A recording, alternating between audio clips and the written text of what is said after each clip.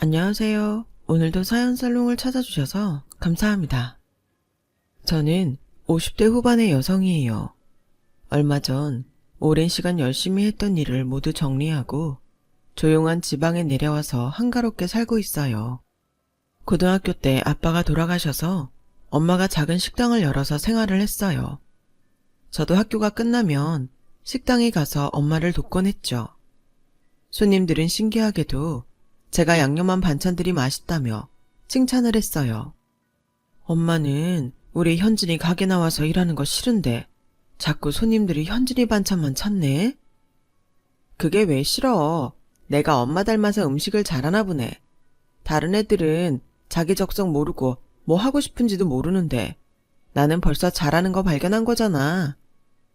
그래도 엄마는 네가 대학 가서 다른 일 했으면 좋겠어. 식당 일이 고되잖아. 내 적성에 안 맞는 일하면 그게 더 힘들지 않겠어? 나도 대학은 갈 생각 있으니까 걱정하지 마. 저는 학교 다니는 내내 새벽에 일찍 일어나서 식당에 나가 반찬을 만들고 학교에 가서 늦게까지 공부하고 왔어요. 엄마도 요리 솜씨가 좋으셨기 때문에 저의 식당은 곧 동네에 소문이 났고 제가 대학에 갈 때에는 규모를 늘려서 넓은 곳으로 이사도 갔어요. 식당이 커지면서 보조 주방 아줌마와 홀 직원도 두게 되었고 저는 반찬 양념 몇 가지만 레시피를 알려주고 학교 생활에 전념했어요.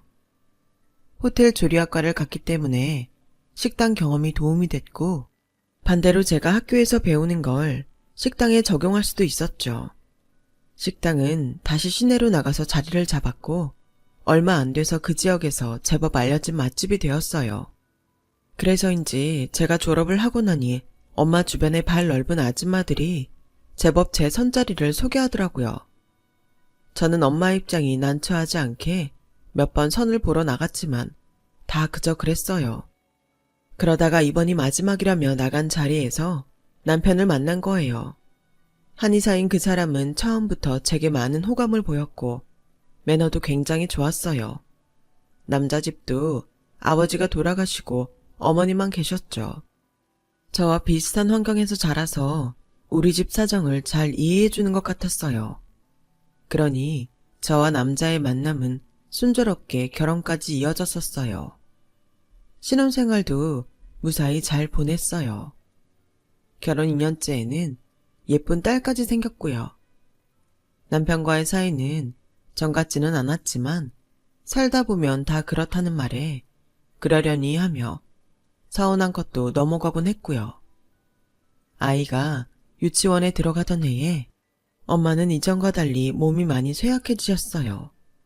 애 키운다고 식당에도 드문드문 갔던 게 미안할 만큼 엄마는 눈에 띄게 피곤해 보이셨고 살도 많이 빠진 것 같았어요. 이제 내가 자주 나와 있을 테니까 엄마 병원에 가서 검사 받아. 엄마 괜찮아.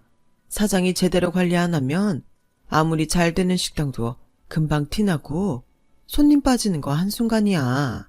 아직 견딜만 하니까 넌 수진이 키우는 거나 신경 써. 라며 계속 무리를 하시길래 제가 아예 병원 예약을 해놓고 엄마를 끌고 갔어요. 엄마, 그렇게 끔찍이 아끼는 식당 오래 하려면 건강해야지. 아프고 나면 다 무슨 소용 있다고 그래. 우리 수진이 대학 가는 것까지 안 볼 거야? 알았다, 알았어. 그럼 이서방 한의원에 가자. 가서 침 맞고 약 한 첩 지으면 되겠다. 한의원에 갈 일이 있고 병원에 갈 게 따로 있지. 무조건 한의원이야.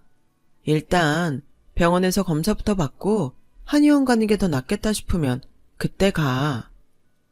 저희 고집에 엄마는 결국 검사를 받으셨어요. 그렇게 엄마가 검사 받는 걸 기다리는데 남편한테도 시어머니한테도 섭섭함이 올라오더라고요. 전에 시어머니가 맹장수술로 병원에 입원한 적이 있는데 그때 엄마가 매일 가서 손수 식사도 챙겨주시고 위로도 많이 해주셨거든요. 남편한테도 항상 잘하셨고요. 때마다 철마다 남편 먹이라며 좋은 걸 얼마나 해주셨는지 몰라요. 제가 남편 한의사니까 걱정하지 않아도 된다고 해도 의사 같은 사람들이 자기 몸 더 못 돌본다며 저한테도 잘하라고 하셨죠. 그런데 전날 엄마가 안 좋아서 병원 검사하러 간다고 해도 남편은 흘려듣더라고요. 시어머니도 얼마 전에 친구 모임을 엄마 식당에서 거의 공짜로 했으면서 전화 한 번이 없었고요. 이 사람들이 자기들만 당연하다는 듯 받아먹고 우리 엄마한텐 입싹 씻는 거야 뭐야. 라며 혼자 불평을 해댔지만 엄마 앞에서는 아무 말도 하지 않았어요. 그날도 저는 남편한테 엄마가 검사를 받고 왔다고 했죠. 의사가 MRI까지 찍었는데 걱정이라고요. 뭐 의사들은 원래 그래. 과장해서 검사도 많이 하고. 나 졸려. 들어가서 잘래. 아침에 토스트에 계란 후라이만 해줘. 아니, 진짜 이럴 거야? 엄마가 아프다는데 그렇게밖에 말 못해? 당신 엄마였어도 이럴 거야? 깜짝이야. 아직 검사 결과 나온 것도 아닌데 뭘 그래. 그럼 내가 뭐라도 해야 되는데 내가 맥을 짚어본 것도 아닌데 무슨 일인지 알기나 하냐고. 뭐가 나와야 말을 하든지 말든지 하지. 그럼 당신이 엄마 식당이라도 가서 맥 짚어주지 그랬어. 내가 엄마 몸이 안 좋은 것 같다고 몇 번을 말했는데. 병원 비우는 게 무슨 애들 장난인 줄 알아? 좀 그만해라. 피곤해 죽겠는데. 라며 방문을 탕 닫고 들어가는데 너무너무 서운하더라고요. 하다못해 어린 딸아이도 외할머니 많이 아프냐고 걱정을 하는데 그렇게 자기한테 정성을 쏟은 장모한테 참 냉정하기 그지없더라고요. 저 혼자 애를 태우며 검사 결과가 좋기만을 빌고 또 빌어야 했어요. 하지만 하늘도 무심하게 엄마는 위암 3기 진단을 받으셨고 수술 날짜를 잡게 됐죠. 엄마한테는 양성 종양을 떼어내는 수술이라고 거짓말을 했어요. 상기니까 수술 후 항암 치료 잘 받고 관리 잘하면 좋을 수도 있다고 해서요. 내가 이렇게 입원하고 식당 오래 비우면 안 되는데 어떡하냐? 이 수술 꼭 받아야 되는 거니? 양성은 안 받아도 된다던데. 수술 받는 게 훨씬 좋대. 식당은 걱정하지 마. 수진이 유치원 가서 종일반 있을 거니까 내가 잘 챙길게. 저는 눈물이 나오려는 걸 억지로 참으며 엄마를 안심시켰어요. 엄마가 수술을 받는 동안에도 남편이나 시어머니는 연락도 없더군요. 속으로 괘씸해서 너무 분이 다 났어요. 하지만 그런 걸 신경 쓸 때가 아니었죠. 의사가 종양을 제거하기는 했지만 항암 치료하며 경과를 지켜봐야 된다고 하더군요. 희망적인 얘기를 해주지 않아서 불안하기는 했지만 항암 주사도 맞고 방사선 치료도 하고 몸 관리 잘해서 꼭 낫게 할 거라고 굳게 다짐했어요. 저는 남편과 시어머니에게 연락해서 엄마 수술 결과만 간략하게 알렸어요. 그때까지 찾아오지 않은 것에 대한 서운함은 접어두었죠. 지금은 그런 게 중요한 게 아니었으니까요. 엄마 입원 첫날, 제가 식당 바쁜 시간이 지나고 병원에 왔더니 시어머니가 와 있더라고요. 아우, 사돈한테 죄송해서 어떡해요. 이렇게 일부러 오셔서 제 간병만 하고 계시니 어쩔 줄 모르겠네요. 무슨 그런 섭섭한 말씀을 하세요. 우린 가족이나 다름없잖아요. 나도 그렇고 현진의 어머니도 혼자고 누구 있지 한다고요. 애들이야 지들끼리 잘 살면 되는 거고 저희는 저희끼리 챙겨야죠. 라는데 그동안 섭섭했던 감정들이 한 번에 풀리더라고요. 예, 내가 좀 바빠서 일찍 못 와봤다. 섭섭했지? 아니에요, 어머니. 어머니 생활이 있는데 그럴 수 있죠. 내가 니네 어머니 퇴원 때까지 잘 돌볼 테니까 너는 걱정하지 말고 식당 일에 신경 써. 수진이도 잘 챙기고. 어떻게 그래요. 제가 딸인데 저도 와봐야죠. 내가 아까 한 말 뭘로 들었어. 나도 네 엄마 처지 잘 이해해. 이런 건 내가 너보다 더 잘할 거다. 참, 이따 한수도 와본다고 했다. 먼저 나서서 엄마 간병을 해주는데 솔직히 너무 고맙더라고요. 남편도 퇴근 후에 들러서 한참 있다가 저와 같이 집에 왔고요. 오늘 너무 고마워. 내가 당신 마음을 잘 몰랐나 봐. 내가 그랬잖아. 결과 나오고 나야 뭘 해도 할 수 있다고. 이제라도 내 진심 알았으면 됐어. 그때만 해도 남편이 저보다 훨씬 어른스럽고 든든하다고 생각했어요. 며칠 후 퇴원하신 엄마는 집으로 가기 전에 식당에 먼저 들리겠다고 고집하셔서 어쩔 수 없이 모시고 갔어요. 엄마는 식사하러 온 손님들 테이블마다 모자란 건 없냐며 인사를 하시고 홀과 주방을 천천히 둘러보시더라고요. 그 모습을 보는데 어찌나 마음이 울컥하던지요. 엄마는 식당을 확장한 뒤에 늘 앉아 계시던 카운터를 천천히 쓰다듬으시더니 집으로 가자며 밖으로 나오셔서 다시 돌아보시더라고요.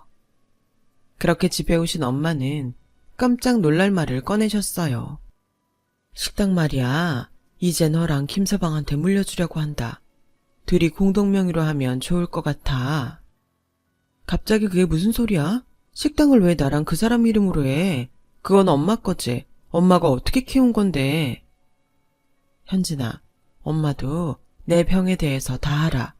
병원에 그렇게 있는데 내가 눈치 못 챘겠니? 아니, 그걸 어떻게... 혹시 의사 선생님이나 간호사가 얘기했어?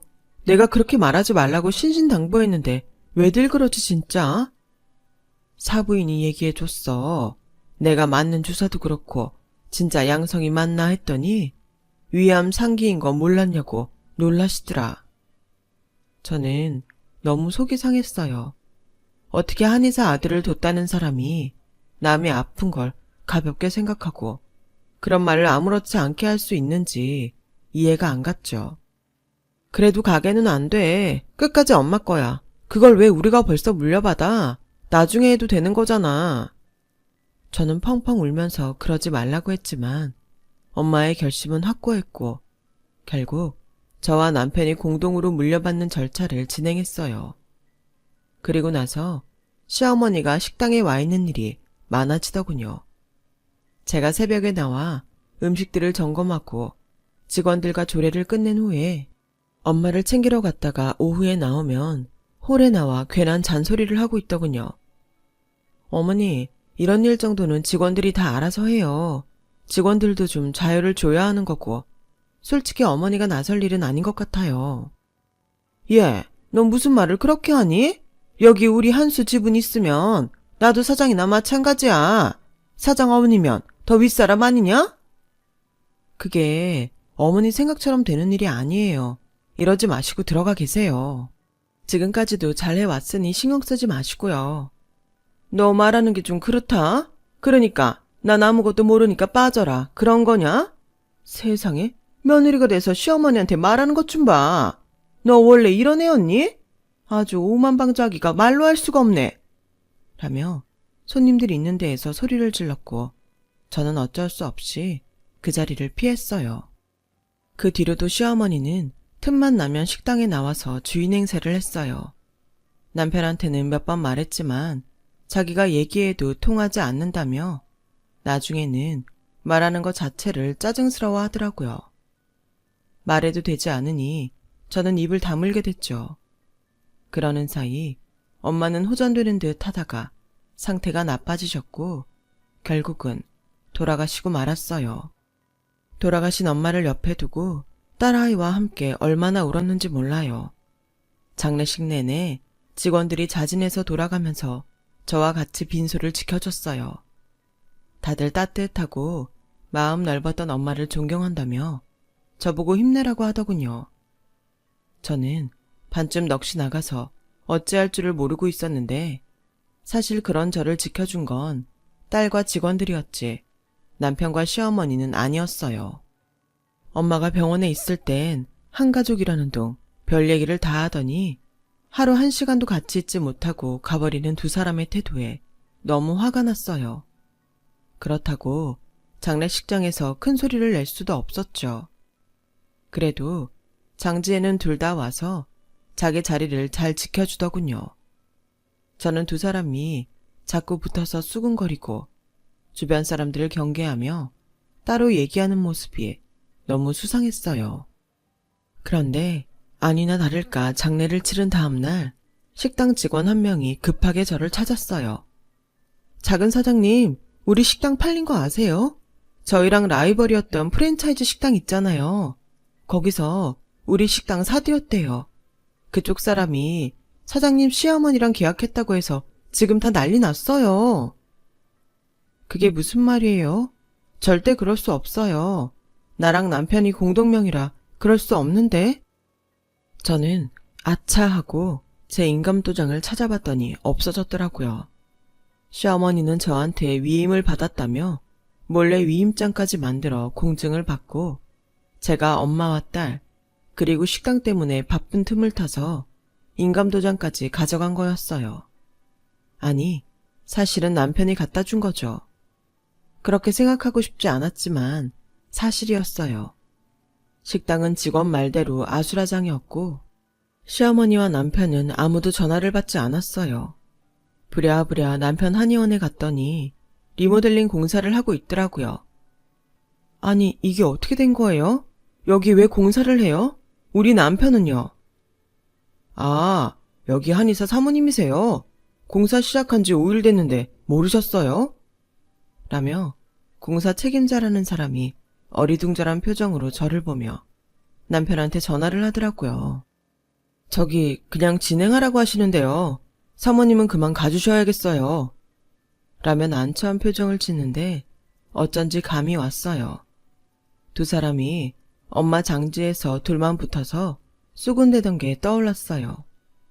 엄마 입원 때 갑자기 둘 다 엄마한테 들러붙어서 살갑게 굴던 게 전부 계획된 거였단 생각이 들었어요. 아니나 다를까 둘은 계속 연락이 안 됐고 저한테는 우편으로 이혼 서류가 도착했더군요.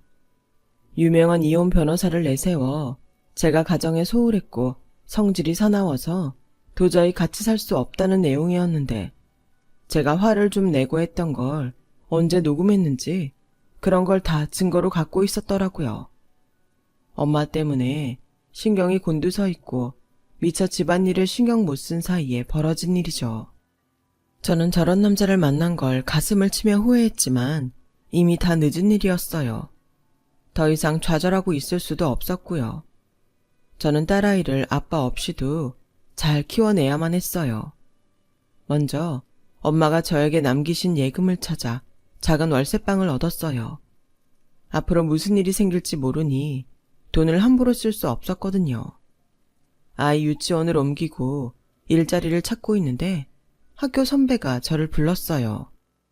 우리 식당에 주방 총괄할 사람이 필요한데 현진이 네가 적임자일 것 같아. 마침 네가 일자리를 찾는다는 얘기를 들어서 연락해봤는데 할 수 있겠어? 물론이죠 선배. 당장 오늘부터라도 갈 수 있어요. 네가 학교 다닐 때부터 우리 중에 조리 점수 제일 높았잖아. 음식 맛도 항상 최고였고. 솔직히 네가 호텔 같은 데로 갈 줄 알았는데 엄마 식당 돕는다길래 다들 놀랐지. 그럼 이번 주 중에 출근 시작해줘. 그 뒤로도 제가 일자리를 찾는다는 소문을 들은 몇몇 분이 연락을 더 주셨어요. 그리고 그걸 보며 제가 인생을 잘못 살지는 않았구나 했죠. 그리고 앞으로도 딸하고 더 잘 살아 보이겠다고 마음을 먹었어요. 제가 살면서 꼭 해야 될 일도 있었고요. 선배의 식당은 부자 동네에 있는 고급 한정식이었어요. 저는 누구보다 일찍 출근해서 모든 음식의 상태를 체크했고 새로운 음식들도 개발하는 데에 몰두했어요. 그리고 선배에게 홀에서 개선해야 될 점도 조심스럽게 의견을 냈고요. 선배는 제가 하는 말을 다 잘 수용해 주었고 제가 주방 책임자가 된 후 매상이 늘고 단골 손님들도 많이 늘어났다며 좋아했어요. 내가 보너스 두둑하게 넣었으니까 수진이하고 맛있는 거 사 먹어. 너도 좋아하는 것 좀 사고. 라며 항상 저를 격려해 주곤 했어요. 그렇게 저와 선배는 좋은 한 팀이 되어서 식당을 키워나갔고 포장 음식이 늘었으면 좋겠다는 손님들 요청에 따라서 포장 판매를 시작했는데 그게 완전 대박이 났어요. 그 동네는 엄마들도 대부분 일을 하고 있어서 바쁜 사람들이 많았고 가족에게 질 좋은 음식을 먹이고 싶지만 시간이 없어서 고민들이었죠. 그런데 저희 식당이 집에서 먹는 것 같은 반찬부터 국찌개에 아이들이 좋아하는 요리까지 판매하니 정말 반응이 폭발적이었어요. 다들 음식이 떨어지기 전에 사느라 전화해서 예약 주문을 하는 사람들이 많았고요. 선배는 사업을 확장해서 다른 가게도 냈어요. 그 가게도 처음에는 제가 음식 메뉴를 선정하고 레시피를 만들었고요. 원래 한정식 가게를 주로 신경 쓰면서 다른 가게도 가끔 점검하는 식으로 일을 하게 됐어요. 이렇게 내 사업이 커진 데는 현진이 네 공이 진짜 크다. 그래서 내가 너한테 지분을 주고 공동사업자로 등록을 했으면 해. 너도 수준이 여유 있게 키우려면 그게 좋지 않겠어? 내가 열심히 하면 세상에 한 명은 내 진심을 알아주는구나. 그런 마음이 들었어요. 저는 선배가 지분을 나눠준 후 수중에 큰 돈이 들어왔어요. 물론 대출도 많이 받았지만 제가 계획했던 일을 실행할 수 있을 만큼의 돈이었죠. 저는 저희가 새 가게를 낼 때 알게 된 부동산 중개인한테 연락을 했어요. 땡땡 지역에 땡땡땡 건물을 매입하고 싶은데 알아봐 달라고요. 며칠 후 중개인은 전화를 해서 사장님, 안 그래도 그 건물주가 다른 데에 건물을 사고 싶어 하고 있더라고요. 제가 좋은 데 알아봐 주겠다고 하며 흥정을 했어요. 사장님이 제시한 가격이면 건물 팔 생각이 있다고 하네요. 수고하셨어요. 계약날까지 공들여 주시고 특히 거기 세입자들이 모르게 잘해주세요. 그리고 건물을 계약하는 날 계약서에 도장을 찍는데 손이 막 떨리더라고요.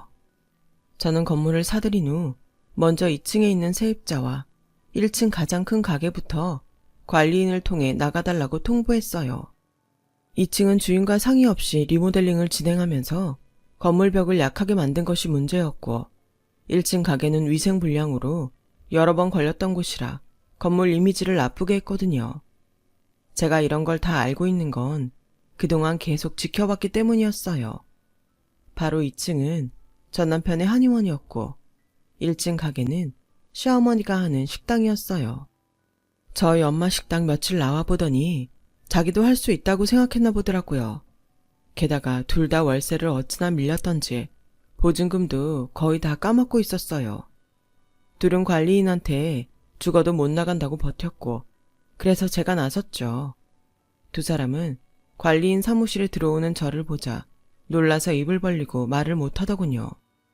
실은 전 건물주가 이 건물을 큰 불평 없이 판 것도 이 두 사람 때문이었어요. 아니, 그래도 이렇게 일방적으로 사람을 내쫓는 법이 어딨어? 네가 지금 우리한테 악감정 품고 이런 일 벌이는 거지? 천하의 못된 것? 시어머니 말이 끝나자마자 저는 관리인이 들고 있던 물병을 두 사람 머리끝부터 발끝까지 확 끼얹어 버렸어요. 댁들보다 더 없이 살아도 정직하게 하루하루 열심히 사는 사람들이 더 많으니까 당장 비워주고 나가지 않으면 내가 예전 일까지 어떻게든 다 엮어서 둘 다 콩밥 먹일 테니까 그런 줄 알고 나가라고 할 때 나가세요. 제가 전혀 빈틈을 안 보이자 둘은 잘못했다고 고개를 계속 숙였지만 저는 받아주지 않았어요. 둘은 결국 포기하고 사무실을 나갔고 저는 그 둘이 가는 뒤에다가 소금을 한 바가지 부어버렸어요. 축축하게 젖은 데에다가 소금까지 맞은 두 사람은 주변에서 쳐다보자 꽁지가 빠져라 택시를 집어타고 도망가 버렸어요.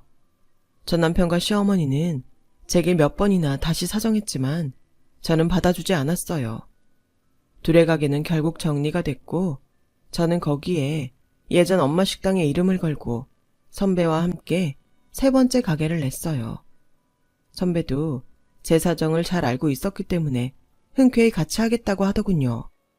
전 남편이 있던 그 건물을 같이 매입하고 세 번째 가게를 낸 계기로 저와 선배는 오랜 동업자에서 부부로 발전했죠. 몇 년 후에는 늦둥이 아들도 낳았고요. 지금은 딸아이는 결혼을 하고 아들은 어엿한 사회인이 되었어요. 저와 남편은 엄마 이름으로 된 식당만 두고 정리했고요. 노년은 한가롭게 살자는 게 저희 꿈이었거든요. 일주일에 한 번씩 서울에 올라가서 엄마 식당을 직접 살피긴 하지만요.